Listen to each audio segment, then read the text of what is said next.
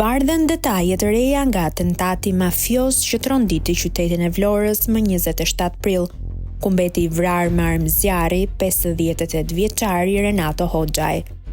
Autori dyshuar i krimit ka përdorur metoda të sofistikuara kamuflimi për t'u shmangur identifikimit nga kamerat e sigurisë.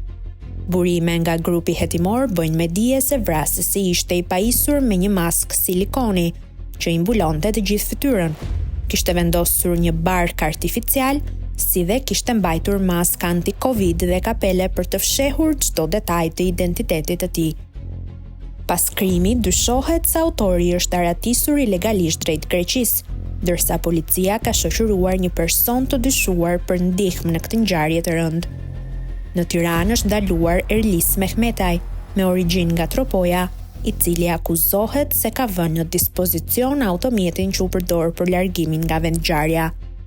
Makina e përdorur nga atentatori është identifikuar dhe rezulton se kishte targa të ndrruara, të cilat dyshohen të jenë të vjedhura.